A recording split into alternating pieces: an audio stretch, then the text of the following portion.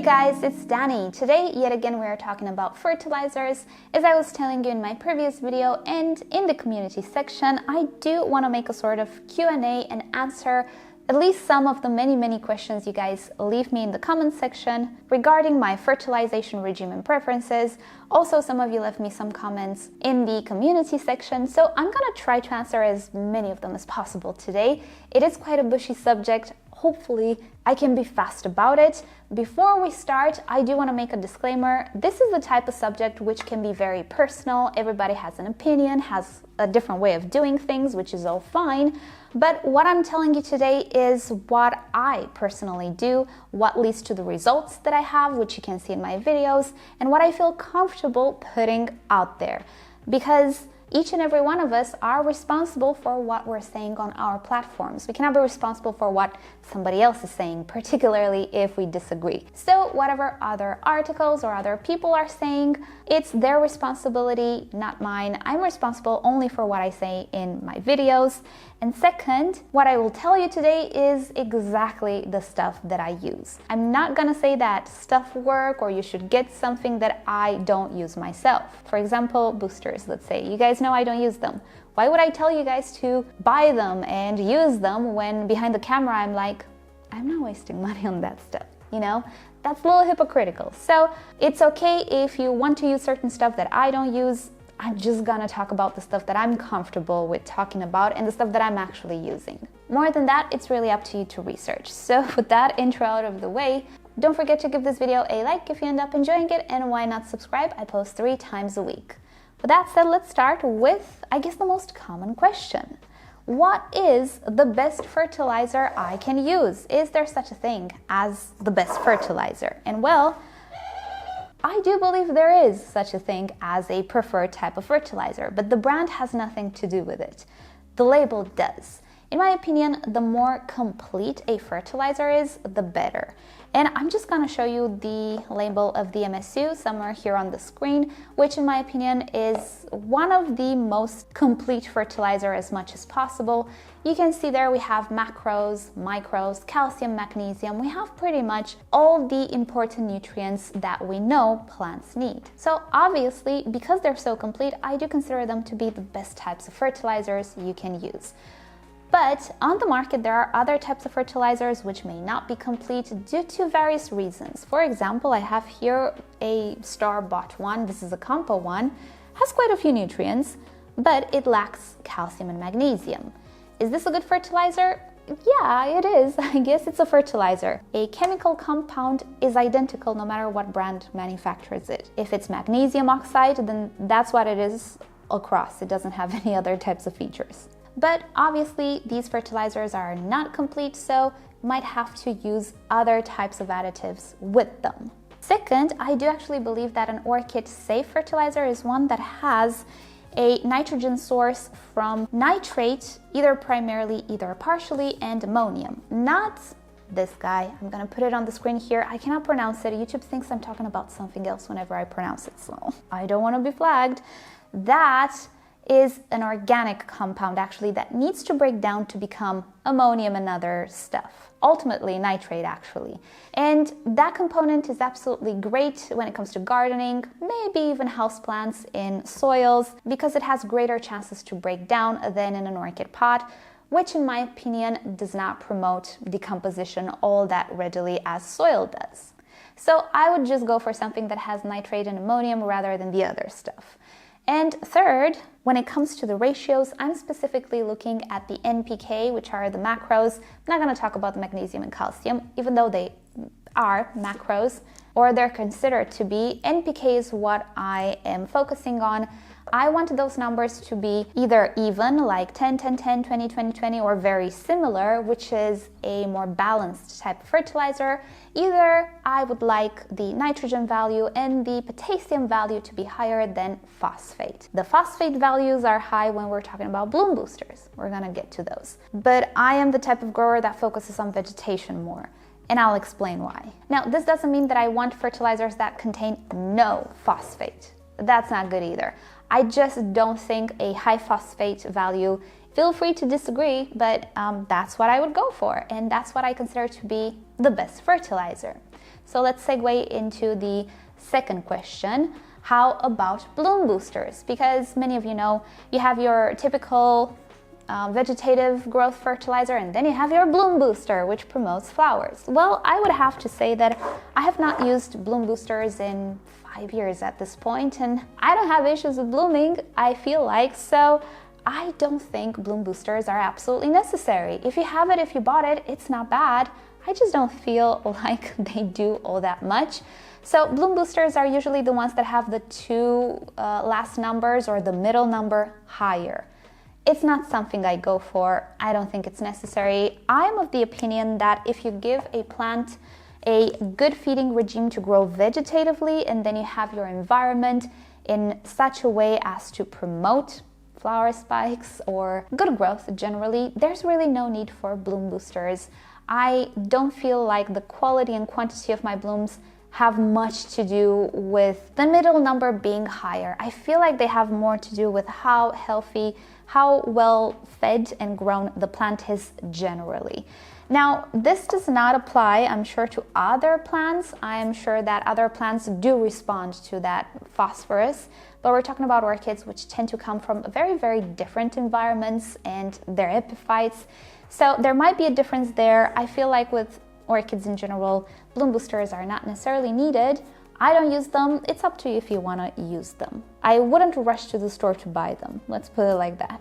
Next question. How about additives? And by additives, I mean either extra nutrients, which you can dose separately from your main fertilizer, either some, let's call them vitamins, things that boost growth, I guess. And well, let's get them separately. Additives such as CalMag or calcium or other stuff, I personally don't use because I already have a full menu fertilizer.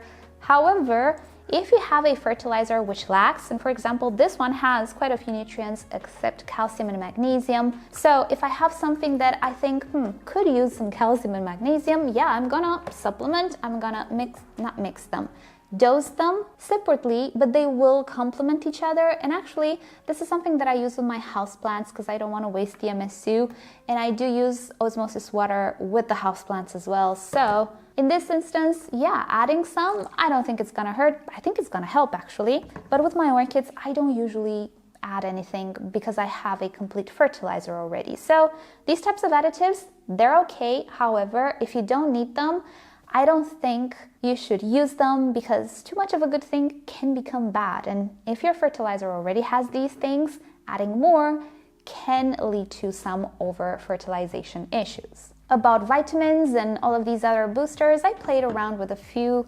I personally didn't see much of a difference. I don't feel like they did anything, and my normal and usual routine does not include them. So again, I wouldn't run out the door and buy some boosters because I just did not see enough to convince me. I honestly try to keep things as simple as possible because at some point you can get overwhelmed. But you know, I can see how when you have 3 orchids, you're gonna get all of these stuff that are supposed to help your orchid, and you usually can't find some time to use them. I can't. So I don't think you need these. If you want to use them, hey, that's up to you. I do not use them. And again, you can see my videos and how the plants perform without them, which states that, yeah, you can have quite beautifully blooming orchids without them. Next question, and this was very common about a couple of years ago when the trend was higher than it is now. How about organic fertilizers? I don't have one to show you because I don't use them. It's one of those things that I actively stay away from. And I'll try to make a very short resume since I talked about this in the past. Organic fertilizers contain organic compounds which need to break down in order to reach substances that plants can pick up. Let's take, for example, a leaf. A leaf needs to break down into various compounds through various breaking down processes, which require the presence of various bacteria and environmental conditions. Do I believe breaking down is optimal in an orchid pot? No, I believe breaking down is optimal in a compost pile. And those of you who make compost piles know what it implies. It doesn't imply having a pot in your living room that smells nice, you water it from time to time, and you put some fertilizer and everything will break down and it will feed the orchid. I don't think it works that way. And even if some stuff do break down, maybe some stuff don't require such complex breaking down processes, what do I actually obtain after the breaking down process? Do I get nitrogen, phosphorus, potassium? Yeah. How about calcium, magnesium? Yeah. Okay. How about boron and manganese? Do I get them or do I not? It's very hard to know what you're actually getting when using that bio fertilizer. Usually, sadly, the marketing is it's bio, it's natural, take it because it's good, because it's natural. It kind of doesn't work that way in the world of chemistry. So I personally don't use them because I don't really know what they're offering. So that's one thing to organic fertilizers. Again, if you want to use them, feel free. It's not really my business. My business is to tell you what I'm doing. Second, there are those types of organic fertilizers which are somewhere in between fertilizer and additive. You know, the kelp, max, mag, whatever it's called. Yeah, those things. Well, here's the thing with those things. I did actually use them last year or 2 years ago. I don't remember, 2 years ago. And not only did I not see much, I have a funny suspicion, and that's just what it is because it never happened to me. And I don't know what determined it other than the thing that I tried. I have a funny suspicion I got some deformed flowers. Here's the thing, because additives that contain seaweed and kelp and all of that stuff, they contain plant hormones. Now, plant hormones can determine a lot of good stuff and a lot of bad stuff if the balance is not great. It's a hormone. It's responsible for dictating how plants grow. It's not something I'm comfortable playing around with. I don't think people should play around with them if they don't have a clear instruction or a clear understanding of it at least. And I don't feel that the marketing for those products is very clear, I guess. So I used it according to the directions and I got like a lot of deformed buds. Luckily, the effect wore off after like a flowering or two. It didn't persist, and since it was the only thing that I used, it was a kelp containing product. And yeah, it's not for me. So I would just be very, very careful if you want to use those things. I don't recommend you using them. Let's be clear. If you were my friend and you would be, hey Danny, be honest with me. Should I use this thing? I would be, no, Bob, don't use it. But, you know, I'm implying Bob actually trusts me. It really is up to you to try stuff out, but I would be cautious with everything that has plant hormones, because hormones actually dictate what grows, what forms. It's not like nitrogen, which feeds and assists processes. Hormones are a whole different game. So bottom line, I don't actually use additives, boosters, vitamins, things of the sort. I don't think I need them. Up to you to research more. How about the pH around the roots? Do we need to alter it in any way? Do we need to do something? Because I heard that fertilizers or nutrients are actually better absorbed at specific pH ranges. And well, that's true. Many nutrients are much better absorbed at lower pH levels. Slightly acidic pH levels would be a sort of golden ratio for most or many nutrients. And as some of you might know, I did use leca as a medium 2-3 years ago and had major issues maintaining that pH low because the leca I was using, it was so alkaline. At the end of it all, I just gave up because I could not stand adjusting the pH anymore.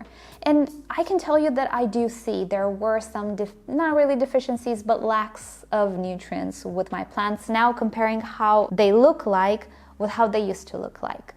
However, the good news is when it comes to bark and sphagnum moss, you don't actually need to do anything when it comes to pH because these materials are naturally slightly acidic. The moss that I'm using, I think, is around 5 pH and the bark is around 6.5. Both of their powers combined, here we go, Captain Planet.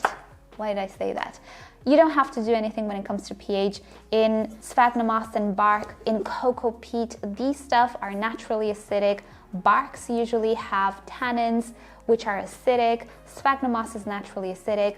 However, if you're using other types of inorganic materials, it is actually a good idea to test the pH. The way you can do that is let the material itself soak in pure water, not tap water, just distilled water or osmosis water, which is very poorly buffered and it can fluctuate just like that. It doesn't actually add any barrier in the pH swing.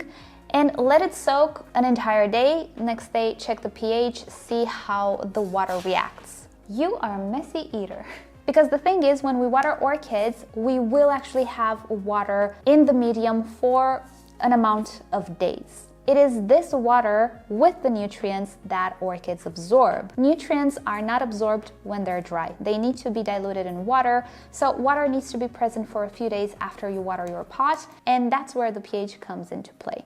But yeah, it is absolutely true that if you don't have a correct pH, no matter how much fertilizer you offer and how good it is, you will not get the full results if the orchids don't absorb it. Next question, can we use all-purpose fertilizers with orchids? And the answer is yes, if you are a little bit more knowledgeable. If not, if you're a very early beginner, I would stick to orchid-intended fertilizer, because the issue is universal fertilizers, through what they recommend on the label, typically give you a much higher concentration of fertilizer. Orchids are not heavy feeders, so even though the formulation is pretty much identical, the nutrients are the same. Again, calcium oxide is calcium oxide no matter what brand manufactures it. The amount recommended can differ. So yeah, you can absolutely use whatever fertilizer you find on the market, but you have to do some measurements, some tests, see how much the label tells you to provide, what that means in parts per million. If you want to go even deeper into the problem, you can see how much or what value of nitrogen, phosphorus, and all the other elements you're dosing if you follow the instructions. See why I'm saying if you're an early beginner, maybe you shouldn't do that, because it's a little bit more complicated. But yeah, there's nothing wrong with using other types of fertilizers as long as you figure out a way to dose them in which you are not over-fertilizing, damaging your orchid even. It can be a little risky. And the reverse, can we use orchid fertilizers with other plants? Yes, absolutely. But orchid fertilizers are pretty weak. And if you have a heavy feeding plant, a citrus tree, I guess, I think you would have to dump the entire bottle of orchid fertilizer to reach the amount that plant needs. So they're not economical, they're not very efficient. But there are some plants which are not heavy feeders. African violets can work beautifully with orchid fertilizers. Just know your plant. If your plant is the type of plant that needs a lot of phosphorus, I don't know, I'm not good with other plants, but if it does and your orchid fertilizer doesn't really have much phosphorus, then maybe it's not the best fertilizer to do, but it's not gonna harm it, I guess, since it usually is very weak in comparison to other fertilizers. Next up, how about the difference between winter and summer? And yes, here is where I do actually differentiate a little bit the regime. I typically use much less fertilizer in the winter time than in the summertime because the plants don't grow all that fast. This does not mean that I cut fertilizer altogether. If I don't deal with a dormant orchid or one that needs a rest, I will continue to fertilize. I will reduce a little bit the dosage and I will reduce a little bit the frequency. I'm not going to fertilize like with every watering or most waterings in a month. I will fertilize every 2 weeks, every 3 weeks. Depends how the conditions are in the greenhouse actually. I live in a climate which is slightly unpredictable. It can be warm for a very long period of time and then abruptly becomes cold. So I don't have a month in which I say, okay, time to cut the fertilization in half. I go for the changes that happen like right now in the greenhouse. And one more subject before we go ahead and take a look at some comments. Since you asked, how about using banana peels and insert fruit of your choice actually here as DIY organic fertilizers? And well, that's clickbait, you guys, as far as I'm concerned. Now, whenever I talk about things you shouldn't fall for, things you shouldn't do, I sometimes do get that comment asking me not to be so preachy, and if people are gullible to fall for something, then I should let them because that's a learning experience.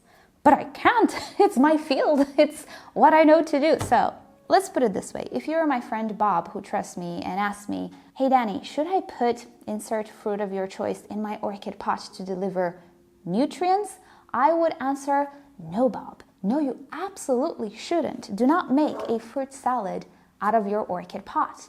What you should do, Bob, is put that banana peel in a compost heap outside or in a composter if you have one, or deliver it to a composting site if you have one in your city, and let the processes that happen in a composter just be. Because these processes are actually pretty complicated and they do require some special conditions, quite different than your clean looking bark chips and sphagnum moss pot that you keep in your living room, and if it happens to smell bad, oh boy. I have an analogy for you guys. I love analogies. So say you have an aquarium, 50-liter aquarium with Amazon fish, and then you have the river Amazon.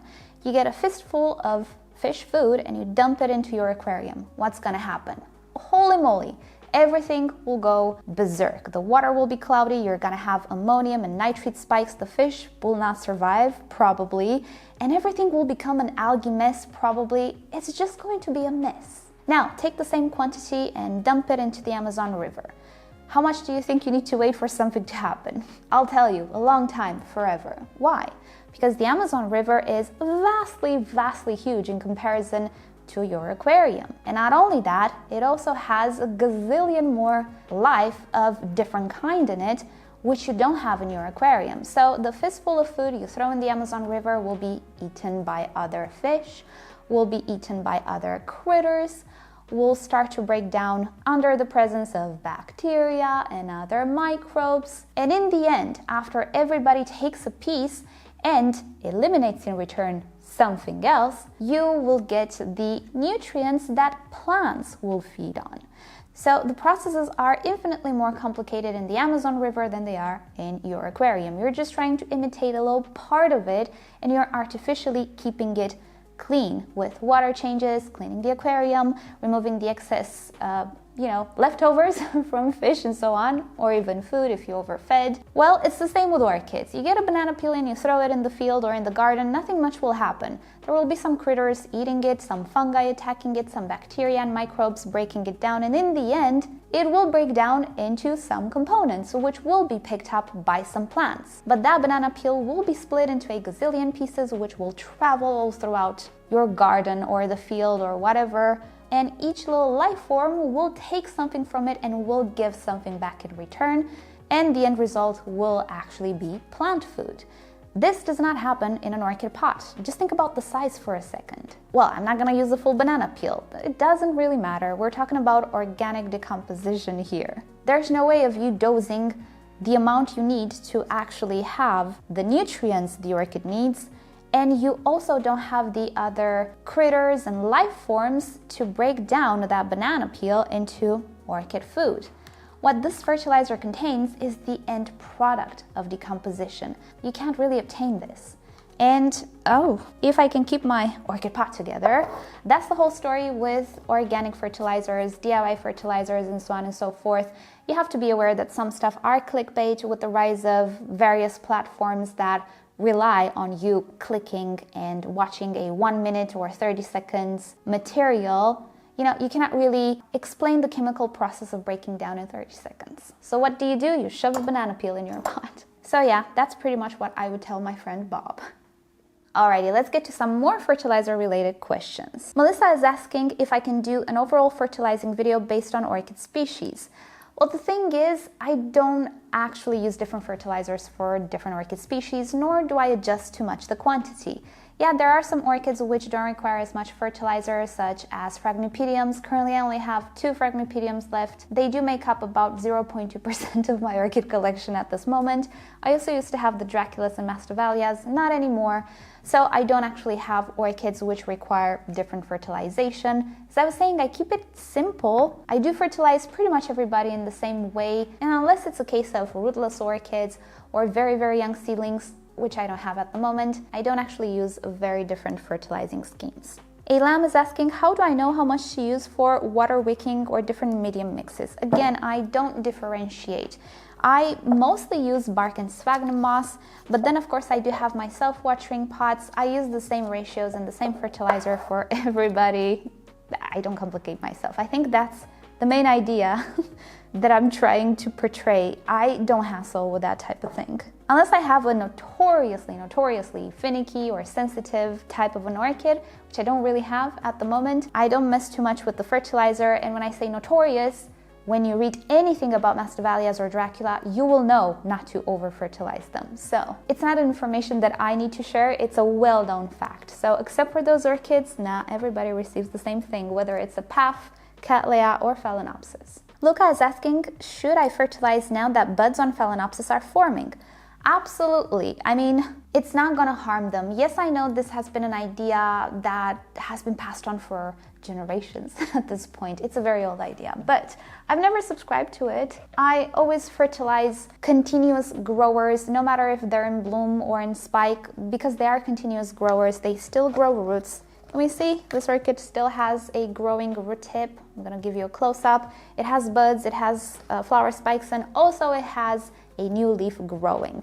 This is one that had some issues with thrips in the springtime. That's why the crown is a little weird, but she is performing well. Unless I'm dealing with a dormant orchid or an orchid that needs a rest, I continue to fertilize no matter if it's producing buds or not. Kimberly is asking opinions on sprinkling regular water-soluble fertilizer on top of the media and letting it work its way down when watered. I would absolutely not do that. These fertilizers are super concentrated in these bottles. That's why you need to dilute a very tiny quantity into water. So because they are very concentrated, they can actually burn roots, they can be very acidic. And if you happen to touch a root or if it trickles down to a root, I think it's gonna damage it. Plus, in contact with air, I think some of the elements will oxidize. They might have some reaction to the elements or to the bark. I would keep fertilizer in the bottle and always use it as instructed by the label. Another question for a lamp, which is very good. How do I know I've created the right environment for the slow release mechanism to work? Okay, so there are some slow release fertilizers which activate over a certain type of temperature. They are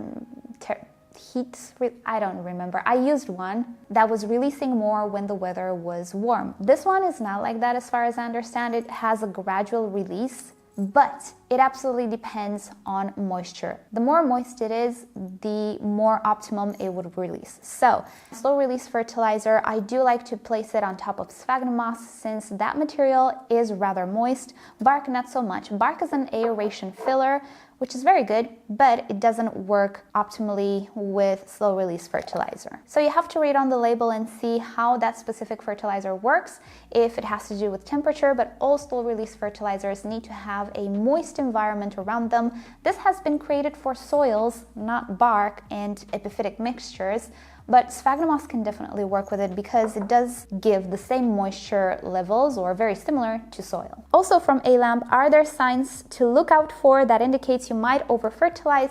Yep, there are some signs. First of all, salt deposits. If on top of your medium, and not only, at the air vents, so if you have slits or extra ventilation holes in your pots, everywhere where there is a lot of aeration, if you see salt deposits, then obviously it means you have some salt buildup. So you might be fertilizing a little too much for that specific orchid. You can look for burnt black root tips. That could be a sign as well. And I will also talk about the sign that the American Orchid Society talks about, although I don't necessarily endorse it all the way because I've never had it happen, and the only time I've had it happen was when the orchid was not watered properly. So it was a sign of dehydration. Leaf tip dieback.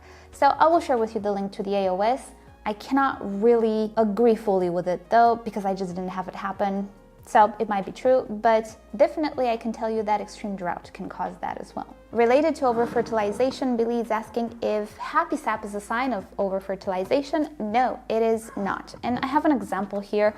This is a massive sap producer. There are some orchids which do produce more sap than others. Probably they have bigger pores, let's call them like that. And really these beads appearing in most cases reflects activity. So if your orchid is active, it is absorbing water and nutrients, has adequate light, and it's growing, which this one is, it's actually growing pretty fast, it will be prone to exuding more of this sap. In rare cases, it can be an indication of pests, but if you don't see any pests on your orchid, nothing to worry about. It's one of those misleading phenomena that can mean your orchid is doing just fine, or you might have some thrips issues. So don't panic, just check your orchid, but definitely it's not a sign of over-fertilization. It's just a sign of high activity. And last question, I do get this a lot, asked in many different ways. How do you know how often to fertilize with liquid fertilizer? How do you know how much to use? Always, and I mean always. Obey the label, don't disobey it, especially if you're at the beginning. The only thing which is pretty safe to do is use less than they recommend. If they recommend a dosage monthly, you can split that dosage into 2 and use it every 2 weeks, or split it in 4 and use it every week. So less is better, especially when you're at the beginning. And yes, I know that experienced orchid growers, myself included, we tend to make our own little regimes based on what we see or how the environment is, but that takes a lot of trial and error, takes a lot of observing, and quite a lot of experience. So if you're at the beginning or you're not entirely sure, but you've seen somebody say, hey, I do this, and another person say, I do that, everybody disrespecting the label, don't do that. Bob, I'm talking to you. Do not disrespect the label, which sounds weird. No, follow the label. The label will tell you what quantity to dilute and what quantity of water and how often to offer it. Do not go over that. If you want to split it in half, sure. If not, it's no big deal. It will not make such a big difference at the beginning. Maybe in the long run, and I'm talking 5 years, long run, you will see some differences. Maybe you'll be more comfortable splitting the quantity. That's a whole different story. You're gonna have to figure it out, and trust me, you have time to do so. At the beginning, follow the label. And I think with that said, it is time to end. Thank you guys so much for watching. Hope you've enjoyed this video. As you can see, it is quite a bushy subject. I honestly believe it shouldn't be. These types of discussions, I believe, should be held between very experienced growers. I don't think you should stress with all sorts of additives, with all sorts of how do I fertilize differently than the label suggests, or what type of fertilizer should I use for what type of orchid. It does not matter. These are finesse things. Most of the times they will not have a great impact on your orchid. Just feed your orchid, don't overthink it, follow the label, it's all good. If you see dramatic stuff happening and you have strong reasons to believe it's the fertilizer, like some root burn that happened immediately after you fertilized with a new brand, so it cannot be the water that you use or the medium that you use, then yeah, okay, let's investigate. Let's maybe try a different brand, or let's see what this brand has. Maybe it has some weird stuff in it. Keep in mind, orchids are not heavy feeders generally. If you are afraid, use less than they recommend, and then see how your orchids behave, how they react, work your way up to what the label recommends, but don't go over that. Thou shalt not disrespect the label once again. Alrighty, time to end. Thank you guys so much for watching. Hope you have a great day. Subscribe to my channel for more orchid videos, tutorials, experiments, updates, and other fun orchid subjects. If you wish to support the channel, do consider becoming a member or visit the merch store linked down below in the description. You can also follow me on Instagram and Facebook. It's always nice to stay in touch there as well. And I'll see you all next time. Bye!